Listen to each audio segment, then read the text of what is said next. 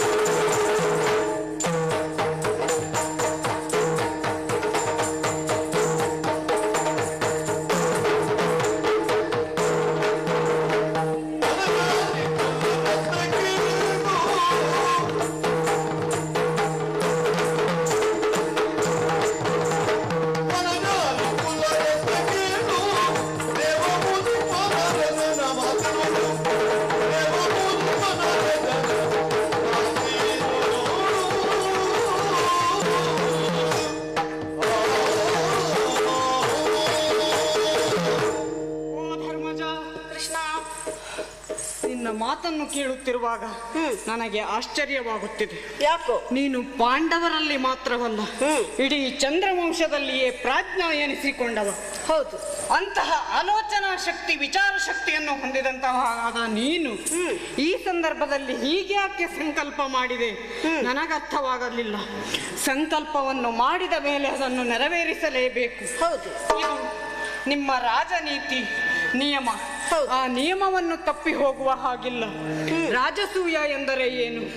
ಉಳಿದ ರಾಜರು ಅಸೂಯೆ ಪಡುವಂತಹ ಯಾಗ, ಜೊತೆಯಲ್ಲಿ ಜನಬಲದಿಂದಲೋ ಅಥವಾ ಹಣ ಬಲದಿಂದಲೋ ಮಾಡುವಂತಹ ಯಾಗವೂ ಅಲ್ಲ, ಭುಜ ಸಾಮರ್ಥ್ಯದಿಂದ ಮಾಡುವಂತಹ ಯಾಗ ರಾಜಸೂಯ ಯಾಗ. ಹಾಗೆ ಭುಜಬಲ ಪರಾಕ್ರಮಿಗಳು ಈ ಭುವಿಯಲ್ಲಿ ಎಷ್ಟು ಜನರಿದ್ದಾರೆ ಹೇಳು. ಬಾಕಿಯವರನ್ನು ಬಿಡು, ನಿನ್ನವರೇ ಆದ ಕೌರವರು ಈ ಮಖವನ್ನು ಮಾಡುವುದಕ್ಕೆ ಒಪ್ಪುತ್ತಾರೆ ಎಂದುಕೊಂಡೆಯ? ಅಷ್ಟೇ ಅಲ್ಲ, ಈ ಭೂಮಿಯಲ್ಲಿರುವಂತಹ ಅಪ್ರತಿಮ ವೀರರು, ಮಾಗಧ, ಶಿಶುಪಾಲ, ಭಗದತ್ತನಂತವರು ಅಡ್ಡಿ ಮಾಡಲು ಬಯಸುತ್ತಾರೆ. ಅವರನ್ನು ಗೆಲ್ಲುವಂತವರು ಯಾರು? ಇವರನ್ನೆಲ್ಲ ಆಲೋಚಿಸಿದಂತೆ ಸಂಕಲ್ಪ ಮಾಡಿಬಿಟ್ಟೆಯಲ್ಲ ಧರ್ಮಜ. ನಿನಗ್ಯಾಕೆ ಮಖದಾಸೆ ಅಂತ ಕೇಳ್ತೇನೆ. ಕೃಷ್ಣ, ದೇವನಾದ ನೀನೇ ನನ್ನ ಭಾವನಾಗಿದ್ದೀಯ. ನೀನೇ ನಮ್ಮ ಜೊತೆಗಿದ್ದಾಗ ನಾವು ಯಾಕೆ ಹೆದರಬೇಕು? ಹಾಗಾಗಿ ನಾನು ನಿಶ್ಚಯಿಸಿ ಬಿಟ್ಟೆ. ಓಹೋ, ಆದರೆ ವಿಷಯ ಏನುಂಟು ಗೊತ್ತಾ? ಏನುಂಟು?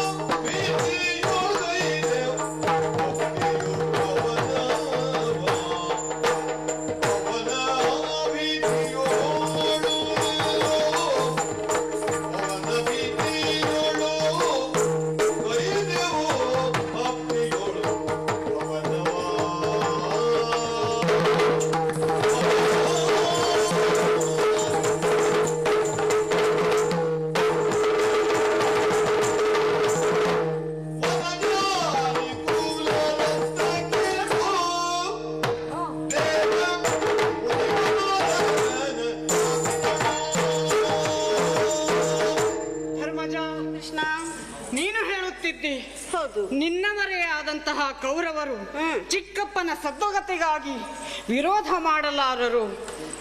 ಅವರ ಭಯ ನಮಗಿಲ್ಲ. ಆದರೆ ಮಾಘದ ಶಿಶುಪಾಲ ಅಪ್ರತಿಮ ವೀರರು. ಅವರನ್ನು ನೀನು ಸೋಲಿಸುತ್ತೆ ಅಥವಾ ನೀನಿದ್ದಿ ಎನ್ನುವ ಕಾರಣದಿಂದಾಗಿ ನಾನು ನಿರ್ಧಾರ ತಳೆದಿದ್ದೇನೆ ಎನ್ನುವುದಾಗಿ. ಶಿಶುಪಾಲ ಬಿಡು, ಮಾಗಧ ಆತನನ್ನ ಕಂಸನ ಮಾವ. ಹೌದು, ಕಂಸನನ್ನು ನಾನು ಕೊಂದೆ ಎನ್ನುವ ಕಾರಣಕ್ಕಾಗಿ ಅವನ ಪತ್ನಿಯರು ತಂದೆಯ ಹತ್ತಿರ ಗೋಳಿಟ್ಟ ಕಾರಣ ಆ ಮಾಗಧ ನನ್ನನ್ನು 17 ಬಾರಿ ಅಟ್ಟಿಸಿಕೊಂಡು ಬಂದ. ಆ ಸಂದರ್ಭದಲ್ಲಿ ನಾನೇ ಭೀತಿಕೊಂಡು ಓಡಿ ಹೋಗಿ ಈ ಮಧುರೆಯಿಂದ ಎಲ್ಲಿ ಹೇಳು, ಸಮುದ್ರದ ಮಧ್ಯದಲ್ಲಿ ದ್ವಾರಕೆಯಲ್ಲಿ ಮನೆ ಮಾಡಿಕೊಂಡು ಇದ್ದವ. ಈಗ ನನ್ನಿಂದ ಸಾಧ್ಯವೇನೋ? ಯಾಕೆ ಈ ಮಖವನ್ನು ಕೈಗೊಂಡೆ? ಸಂಕಲ್ಪವನ್ನು ಯಾಕೆ ಮಾಡಿದೆ? ನನಗರ್ಥವಾಗುತ್ತಿಲ್ಲ. ಬಿಡು.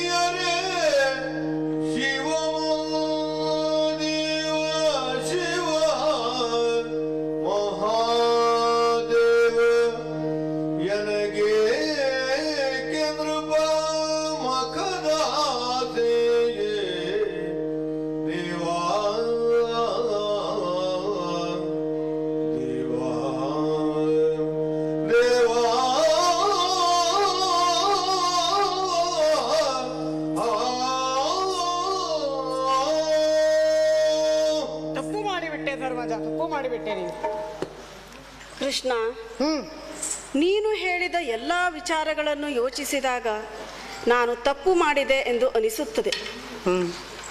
ನೀನು ಹೇಳಿದಂತೆ ದಾಯಾದಿಗಳಾದ ಕೌರವರೇನೋ ನನ್ನ ಜೊತೆ ಕೈಗೂಡಿಸಬಹುದು.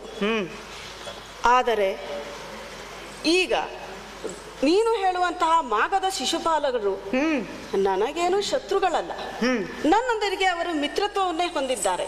ಆದರೆ ನೀನು ಅವರಿಗೆ ಶತ್ರುವಾದ ಕಾರಣ ನಾನು ಮಾಡುವ ಯಜ್ಞದಲ್ಲಿ ನೀನು ಸಹಭಾಗಿತ್ವವನ್ನು ಪಡೆದಿದ್ದೀಯಾ ಅನ್ನುವ ಸಲುವಾಗಿ ನನ್ನನ್ನು ಅವರು ಶತ್ರುಗಳಾಗಿಯೇ ಗಮನಿಸುತ್ತಾರೆ ಅಲ್ಲವಾ? ಎಷ್ಟೆಂದರು ಶತ್ರುವಿನ ಶತ್ರು ಮಿತ್ರನಂತೆ, ಹಾಗೆಯೇ ಶತ್ರುವಿನ ಮಿತ್ರ ಶತ್ರುವಾಗುತ್ತಾನಂತೆ. ಇಲ್ಲಿ ನನಗೆ ಅವರಿಗೆ ಮಿತ್ರತ್ವವಿದೆ, ಶತ್ರುವಾದ ನಿನಗೆ ನಾನು ಮಿತ್ರನಾಗಿದ್ದೇನೆ. ಹಾಗಾಗಿ ಅವರು ನನ್ನನ್ನು ಶತ್ರುಗಳನ್ನಾಗಿಯೇ ಕಾಣುತ್ತಾರೆ. ಏನು ಮಾಡಲಿ ಕೃಷ್ಣ?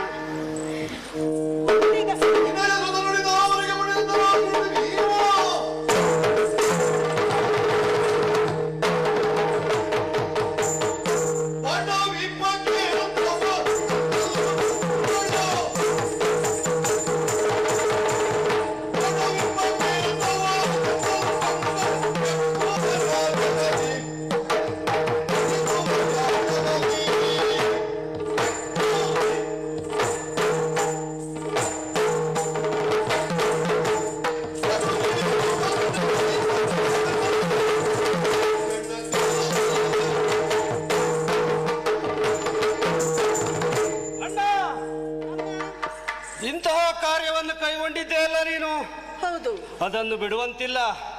ಮಾಗದ ಅಲ್ಲ ಅಂತ ಬರಲಿ, ಅವರನ್ನು ಚೆಂಡಾಡಿ ಈ ಯಾಗವನ್ನು ನಡೆಸುವಂತ ನಾನು ಮಾಡ್ತೇನೆ. ಹಾ,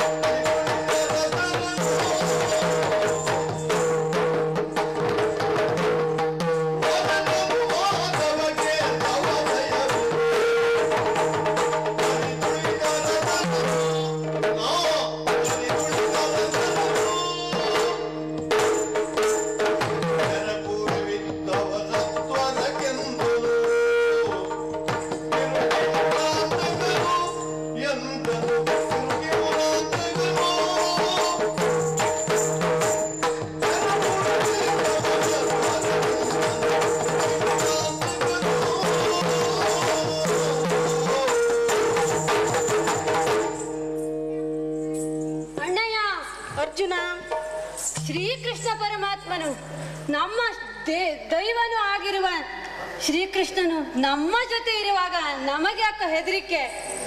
ಅವನಿರುವಾಗ ಯಾರದೇ ಕಷ್ಟ ಬಂದರೂ ನಮ್ಮನ್ನು ಹೆದರಿಸುವಂತಿಲ್ಲ. ಯಾವುದೇ ಕಷ್ಟಕ್ಕೂ ನಾವು ಹೆದರುವ ಹಾಗೂ ಇಲ್ಲ. ಅಪ್ಪಣೆ ಕೊಡು, ಎದುರಾದ ರಾಜರನ್ನೆಲ್ಲ ಸೋಲಿಸಿ ಎಲ್ಲ ರಾಜರುಗಳು ಅಸೂಯೆ ಪಡುವ ಹಾಗೆ ರಾಜಸೂಯಾಗವನ್ನು ಮಾಡಿ ನಮ್ಮ ತಂದೆಯ ಆತ್ಮಕ್ಕೆ ಸದ್ಗತಿಯನ್ನು ದೊರಕಿಸಿಕೊಡೋಣ. ಭೀಮಾರ್ಜುನರೇ, ಈಗ ನಾನು ನಿಶ್ಚಿಂತೆಯಿಂದ ಇರಬಹುದು. ನಿಮ್ಮ ಈ ಶೂರತ್ವದ ಮಾತುಗಳನ್ನು ಕೇಳಿ ನಿಮ್ಮ ಭುಜ ಪರಾಕ್ರಮದಲ್ಲಿ ನಂಬಿಕೆ ಇಟ್ಟಂತಹ ನಾನು ಶ್ರೀಕೃಷ್ಣನ ಕೈಯಲ್ಲಿ ನಿಮ್ಮ ಕೈಗಳನ್ನು ಎರಡು ಇಟ್ಟುತ್ತಿದ್ದೇನೆ. ಬನ್ನಿರಿ ಶ್ರೀಕೃಷ್ಣ. ಪಾತ್ರೆಯೊಳಿತ್ತು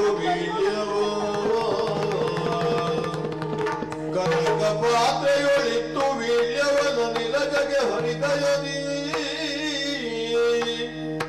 ಮಾಗದ ಜನಪದನು ಜಯಿಸೆನುತ ಮಧುಸೂದನನ ಹಸ್ತದಲ್ಲಿ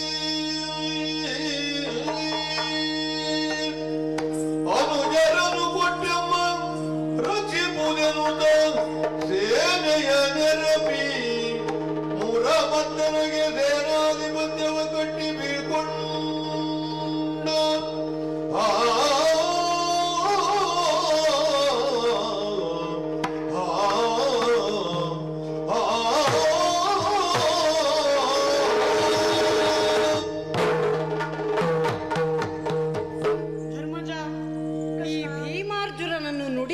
ಯಾಕೆ ಗೊತ್ತಾ?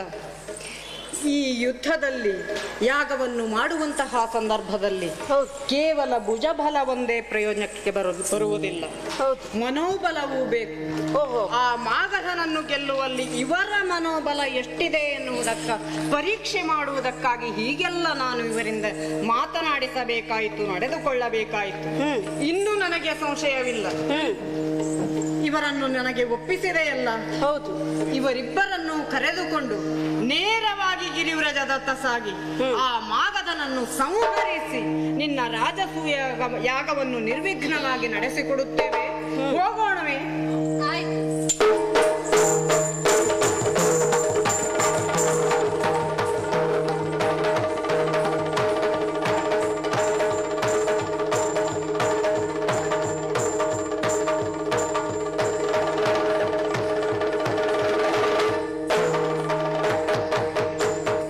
ಅದಕ್ಕೆ ಹರಿಪಂತ ಭೀಮರು ಅದಕ್ಕೆ ಹರಿಪಂತ ಭೀಮರು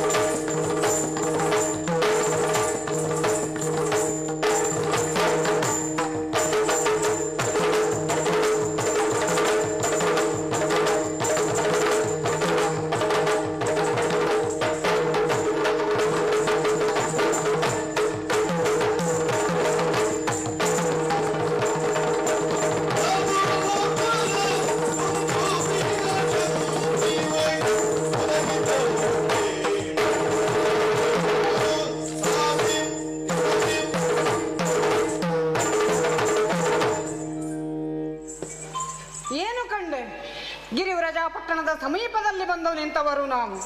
ಮಧ್ಯದಲ್ಲಿ ತಡೆದು ನಿಲ್ಲಿಸಿದೆಯಲ್ಲ, ಅವಸರವಾಗಿ ಹೊರಟವರು ನಾವಲ್ಲವೇನೋ. ಏನು ಕಂಡೆಯೋ ಪಾರ್ಥ? ಭಾವ, ಬರುವಂತ ಈ ಸಂದರ್ಭದಲ್ಲಿ ನಿನಗೆ ಕಾಣ್ಲಿಲ್ವೇನೋ?